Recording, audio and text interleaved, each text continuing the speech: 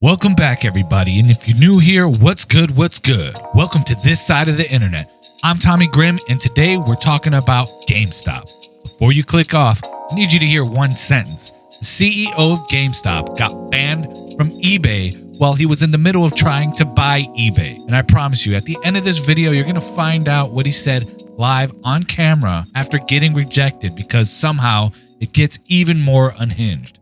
So stick around. On May 3rd, GameStop announced they wanted to buy eBay. That would be the CEO. Not partner with eBay, not collaborate with eBay, buy eBay for $55.5 billion. Now let me put that into perspective. GameStop is worth about $11 billion and eBay is worth about $50 billion. eBay is trying to acquire a company nearly 5 times its own size. So how is he paying for it? The GameStop CEO, Ryan Cohen, says it's half cash, half GameStop stock. GameStop has about $9 billion in cash on hand. He got a $20 billion debt commitment from TD Bank.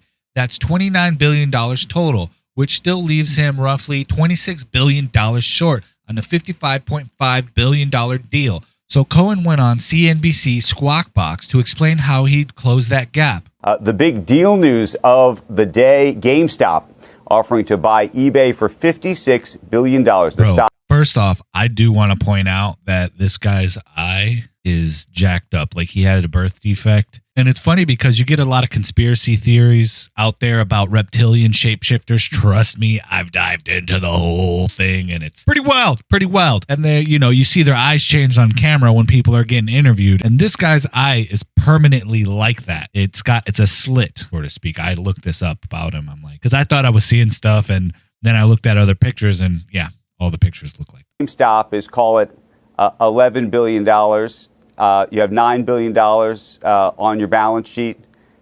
Arguably, if you're providing effectively all of your stock, and then the cash that gets you to 20, you have this letter from TD. That's another 20.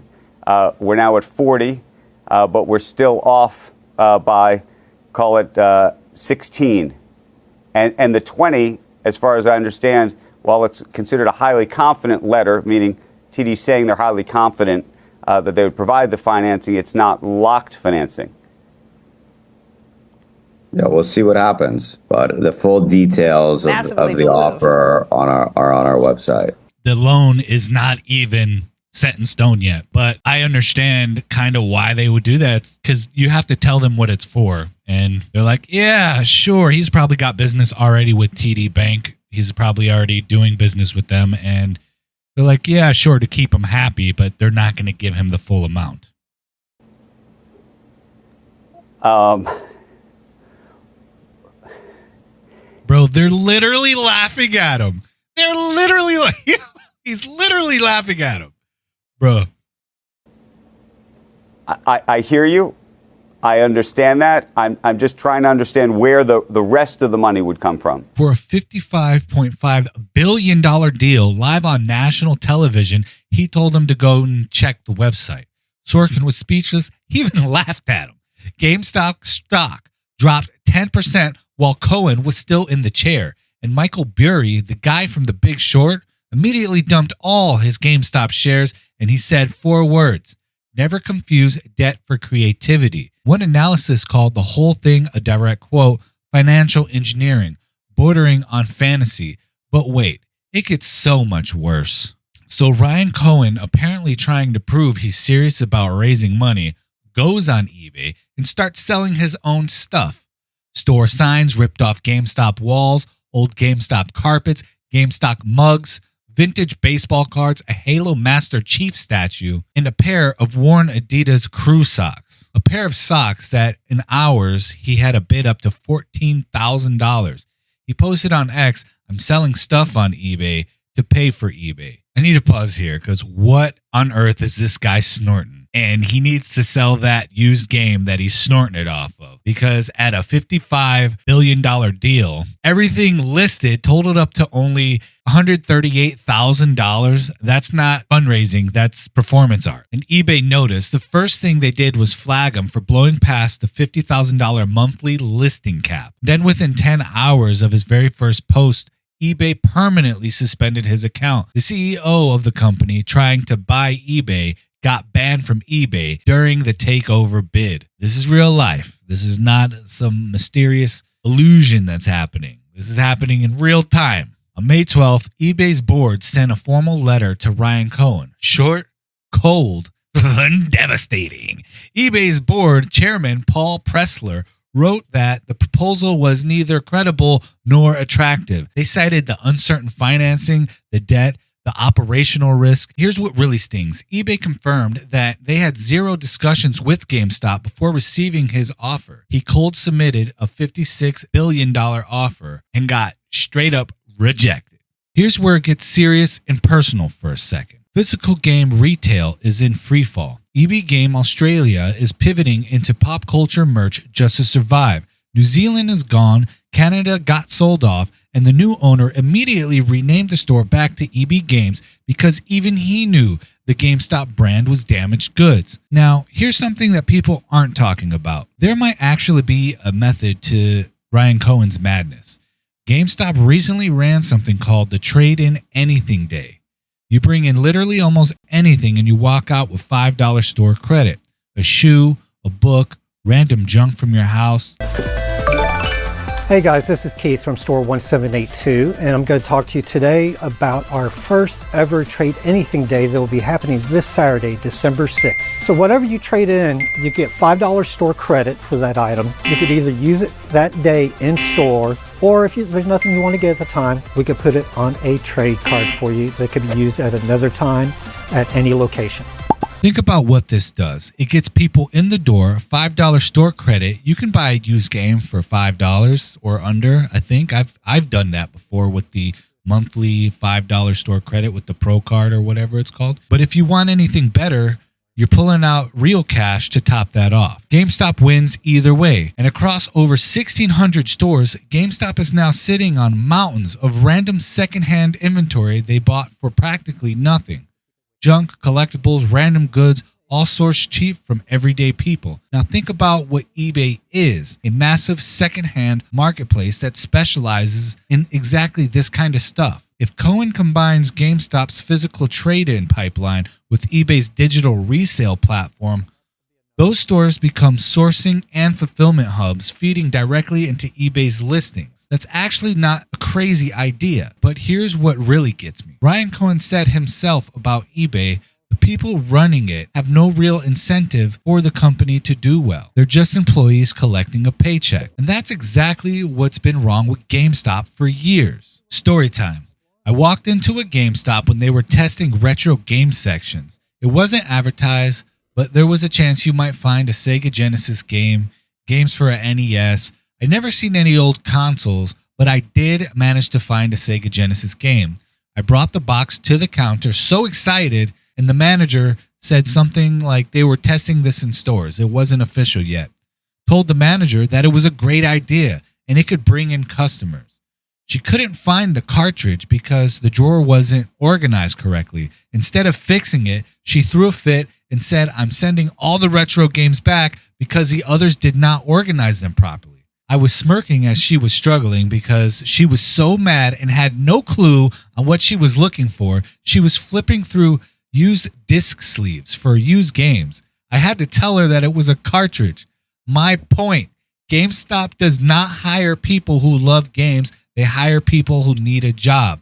And when something actually works, someone who doesn't care kills it. The same disease Cohen is diagnosing at eBay has been eating GameStop alive for years. Okay, I promised you it gets more unhinged after the rejection, because he didn't stop there. He announced he is going hostile, going directly to eBay shareholders to force a vote on the deal, completely bypassing the board that rejected him. Quote, "They have a job to do their best for their shareholders, and if they don't, then we will do whatever we need to. This isn't over, not even close."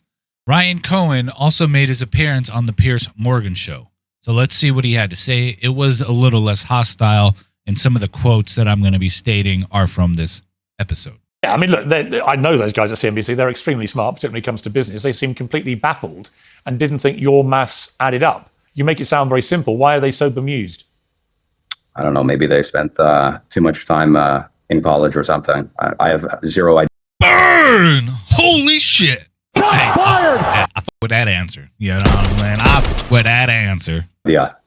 Michael Burry is no fool. I'm sure you'd agree with that. He was the guy that predicted the crash in 2008. They made a movie about him.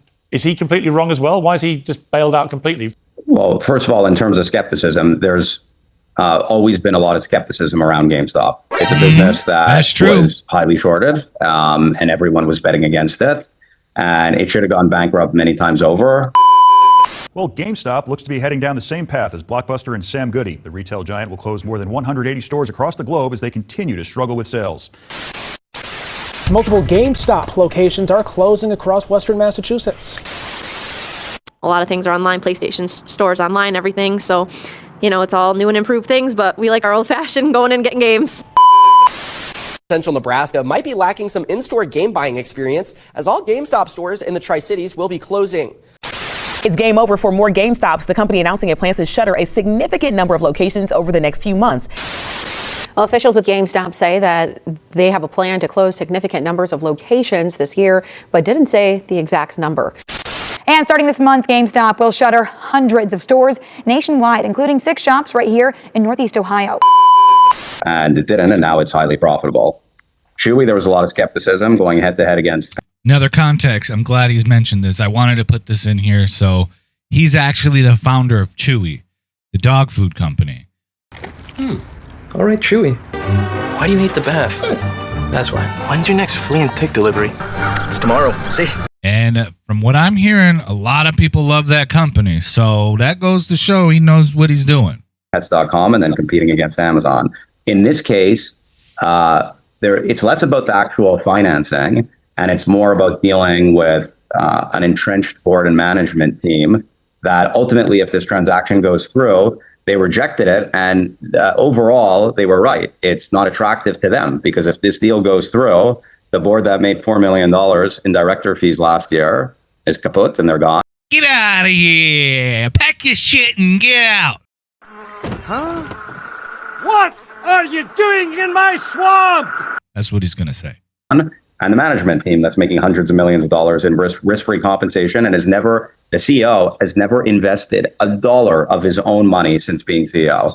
So that's the problem. The problem is we need to deal with the owners of the business. Feast is over. Workers rise. You can't do this. This is our money. Yeah, fight for us. As opposed to a management team and board that has perverse financial incentives and they're just employees. It's a paycheck. They're not the owners. Busy cashing my checks. If you don't have incentive for the company to do good, how are you expected to do your best? Technically, if you collect the paycheck, you're going to want the company to do well, especially if you're comfortable with that paycheck. If it's a nice paycheck and you need that paycheck, you're going to want it to do well. But my theory is these people are filthy rich, and this is probably not the only company that they're invested in. If eBay went bankrupt tomorrow, they might be okay still. Now, here's where I land on all of this.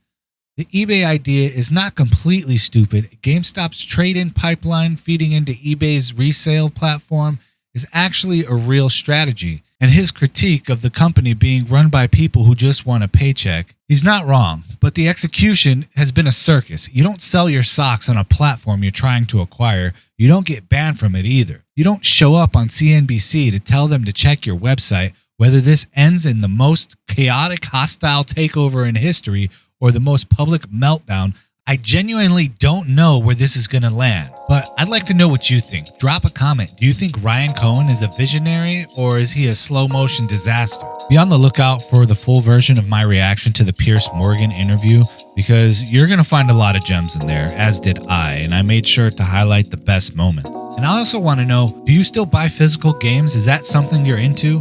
Because I am, and maybe we can get a discussion going because physical games is where it's at. Anyways, see you on the next one. Peace.